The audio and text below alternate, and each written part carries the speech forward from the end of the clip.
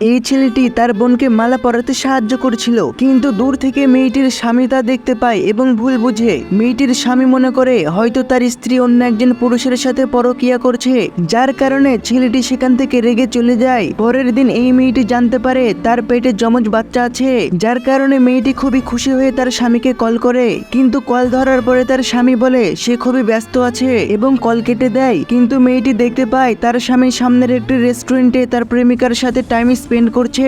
এটা দেখার পরে মেয়েটি খুবই কষ্ট পায়। মেয়েটি যখন তার স্বামীকে ডাকতে যাচ্ছিল তখন তার কাছে একটি কল আসে। মেয়েটি তার শাশুড়ির কল পেয়ে সোজা তার শাশুড়ির জন্মদিনের শুভেচ্ছা জানাতে চলে যায়। মেয়েটি তার শাশুড়িকে একটি উপহার দেয়, কিন্তু তার শাশুড়ি উপহারটিকে ছুঁড়ে ফেলে এবং মেয়েটিকে বলে তুমি কি মনে করো আমি তোমার কাছ থেকে এমন কোনো সস্তা উপহার নিতে চাই? এরপরে মেয়েটি যখন মন খারাপ করে দাঁড়িয়েছিল তখন তার স্বামীর প্রেমিকা তার কাছে চলে আসে এবং তার কাছ থেকে সেই উপহারটি নিয়ে ছুঁড়ে ফেলে দেয়, যার কারণে মেয়েটির সাথে তার স্বামীর প্রেমিকার মারামারি লেগে যায় এবং তারা দুইজনেই পানির ভিতরে পড়ে যায়। দূর থেকে মেয়েটির স্বামী তা দেখতে পেয়ে পানিতে ঝাঁপ দেয় এবং তার স্ত্রীকে না বাঁচিয়ে তার প্রেমিকাকে বাঁচানোর চেষ্টা করে। অন্যদিকে সেই মেয়েটি সাঁতার না জানার কারণে পানিতে ডুবে যাচ্ছিল। কিছুক্ষণ পরে সেই মেয়েটি যখন উপরে আসে তখন মেয়েটির স্বামী তাকে টেনে একটি থাপ্পড় বসায়, যার কারণে সে নিচে পড়ে যায় এবং প্রেগনেন্ট হওয়ার কারণে তার পেটে ব্যথা শুরু হয়ে যায়। অন্যদিকে তার শাশুড়ি তাকে বকা দিচ্ছিল এবং বলছিল তুই নাটক করছিস কেন? এই মুহূর্তে যখন মেয়েটির কাছে তার ভাইয়ের কল আসে,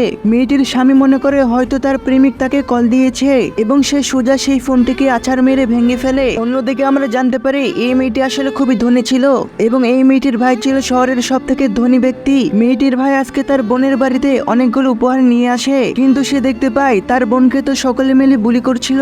এরপরে ছেলেটি খুবই রেগে তার বোনের কাছে যায় এবং তার বোনের স্বামী এবং শাশুড়ির দিকে তাকিয়ে খুবই রেগে বলে তোমাদেরকে এর মূল্য দিতে হবে।